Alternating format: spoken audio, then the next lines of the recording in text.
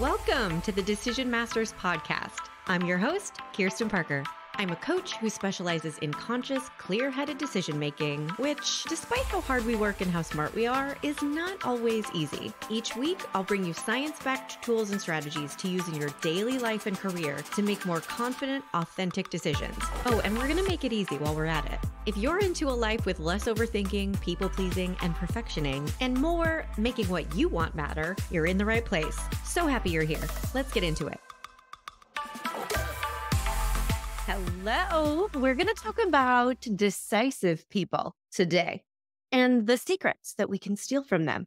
Now, I don't want you to take this, though, as permission to compare yourself. We know that we don't want to live in the land of compare and despair anymore, right? It's 2024. I don't know why it sounds like I'm rhyming so much right now, but this is where we're at, folks. So as we proceed today and we talk about the 5 secrets that you can steal from decisive people, I don't want you to think that there's this group of perfect decisive humans who are all hanging out together in the VIP lounge of humanity, and hopefully someday you can join their echelon, okay?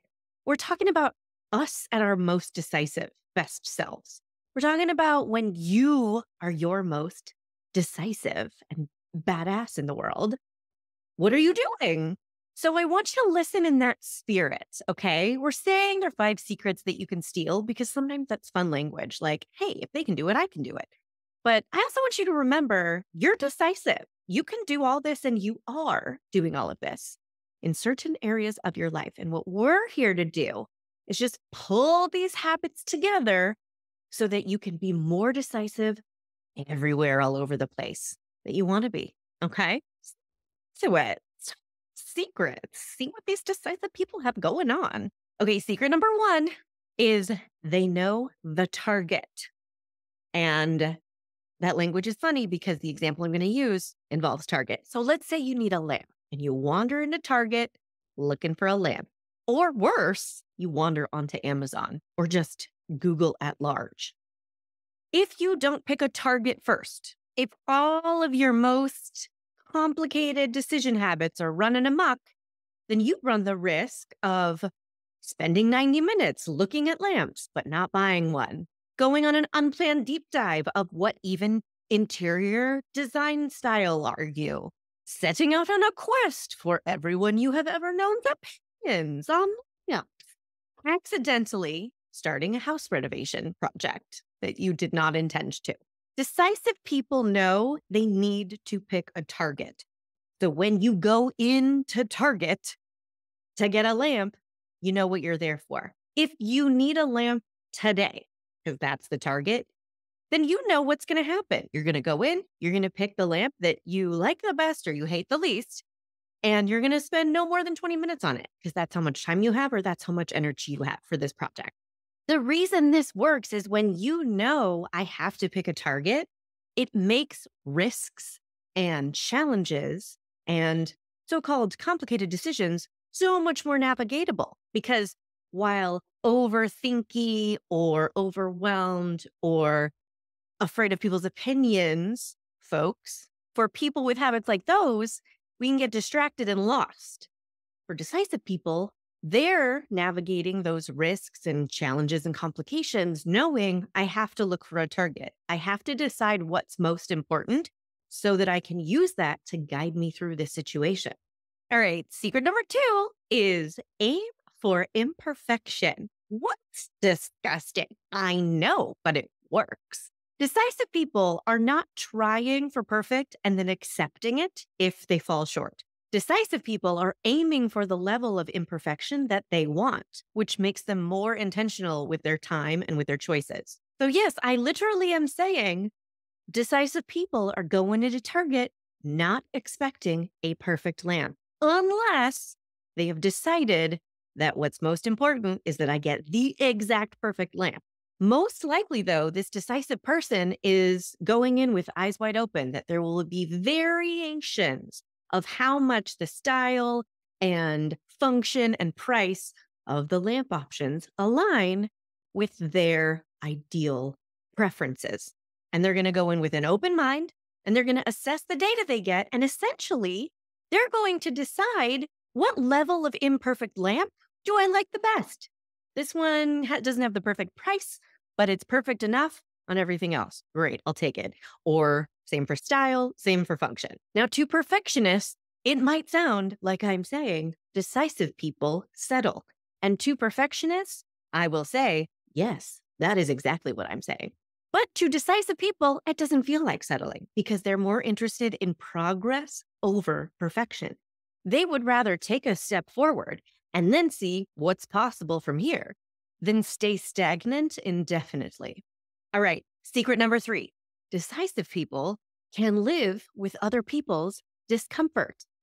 Ooh, intrigue. Let's talk about it. What does that mean? When you make a decision that impacts other people, or even if you make a decision that other people think impacts them, they might experience uncomfortable thoughts and feelings, which they may handle in an uncomfortable way. They can be hostile, passive-aggressive, angry, guilt-trippy, martyrish, loud, blamey. When you can live with that, and you don't need that uncomfortable thought in their head, uncomfortable emotion in their body, or uncomfortable for you reaction to go away at any cost, when you can actually let that discomfort be, you get to be more decisive.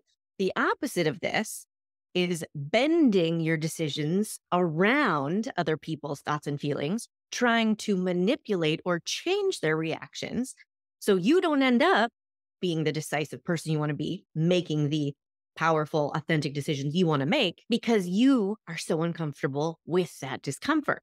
Pretty interesting, right? Can be a big growth area for people, but it is manageable.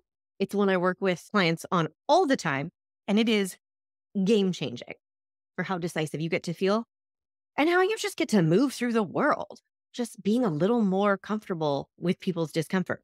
And P.S., we're not saying you stop caring about your fellow humans. We're not saying you lose all ability to empathize. We're saying you get to retain your authentic desires and your conviction. You get to remain decisive in the presence of other people's emotion, which is a hard skill to learn and build and get good at. All right, are you ready for secret number 4? Decisive people, this is such a good one, live in the land of yes. Okay, before we get off on too woo a tangent, what does this mean? When you make a decision, you cut off other options. Let's never forget that the Latin root of decide means to cut off. If you don't know how to focus on what you are choosing, your biased brain can overfocus on everything you are not choosing. You can be going down a road, but instead of your eyes looking forward, you're looking at all of the off-ramps that you're not getting on, and your mind is consumed with ideas about what you're missing out on. But decisive people know these are just ideas. They are just thoughts.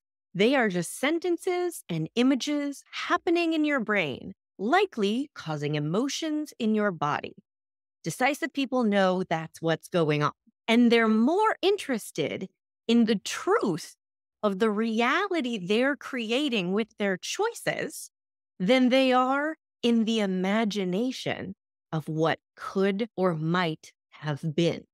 I had chills. I hope that you are hearing yourself in some of this. I know that you're doing all this in certain areas of your life. We're just going to get good at all of it all over town. All right, let's bring it home with secret number 5. Decisive people set the stakes. They know what's at stake when they make a choice. If it's about a lamp, they're not going to lose sleep over it. They know the value of their time, of their money, of the outcome, of their environment. And they're not going to make it a big deal if they get a lamp and they get it into their house and they get the new information that they don't like it. And they're going to make a new decision about a different lamp. Not a big deal. Now, if it's about a cross-country move or a giant career choice, decisive people still might not lose sleep. Now, I'm not saying if effortless and frictionless and you're doing it wrong if you struggle through decisions. Absolutely not. This podcast exists for a reason. We're all in it together and we're doing a great job, okay? And Decisive people can gauge the severity of a situation. They can gauge the gravity of a choice without needing to make it all or nothing, life or death, forever or not at all. In other words, brace yourself. Decisive people don't take things too seriously. I'm taking a breath with you. I know we have serious stuff. We have serious stuff that we're making decisions about. This is our livelihood. This is our happiness. This is our fulfillment and human connection and relationships and our one and only time on earth. I get it. It matters. And still, I want you to think about the happiest, most confident, most effortless decisions that you've made. My guess is you weren't making them all or nothing. You weren't making them life or death. You weren't making them forever or not at all. You weren't taking them too seriously. We all know that feeling, right? Of like, oh, yeah, I guess I'll just survive if this choice doesn't work out the way I think, or I find out new information down the road, like it isn't what I thought, or I don't like this, or I'm not good at this, or fill in the blank. I guess it just won't be the end of the world. I guess I'll just figure it out. Very serious, ambitious, big potential people like us, we want to take things seriously. I get it. I get it. We don't want to be lazy. We don't want to be laissez-faire. We don't want to let ourselves up the hook for creating great things. My offering is that you just check, how high are the stakes? If they're shooting up to 12 out of 10 in every single choice you make, could be a good indication it's time to take more control over setting the stakes where you want them to be on purpose. All right. Wonderful. I hope you, again, like I said, I hope you see yourself in these secrets because spoiler alert, they ain't secrets. We're all doing them and we're good at them. We just want to make sure that we're giving ourselves the opportunity to see when we are good at being decisive and give ourselves that credit. Look for where in your life you are picking a target where you're deciding, you know what's not most important? All of these 9 things. And this is what's most important. So this is why we're going to make this decision. Look for where in your work or your relationships, it's easy for you to live in the land of yes and be where you are and not over focus on what you're not choosing. It's a good exercise to just take yourself through and think about, oh yeah, where am I decisive in my life? Confetti. Good job, me. And then what we're going to do is we're going to put that all over the rest of your life. Just spread it around like butter. Decisiveness everywhere. So good. As always, you can let me know what you think on Instagram at KP Coaching or on TikTok at The Decision Coach. And if you're just listening to the most recent episodes and you missed the Calendar Clinic Live, you can still go get the replay. It's edited and it's chunked up into chapters so that you can see exactly where to go for solving what problem with managing your schedule. Go get the replay at kirstenparker.com/calendar clinic and it'll get sent straight to you. Have a beautiful week and I will see you soon. Hey, want to find out your decision style? Obviously, go take the decision style quiz. It's in the show notes and at kirstenparker.com/quiz. We all have our style when it comes to making decisions, but do you know how to use your default way of thinking to your advantage? Or do you mainly get stuck in the most annoying parts of overthinking and people pleasing? The decision style quiz has your answers, my friend. Take it right now at kirstenparker.com/quiz.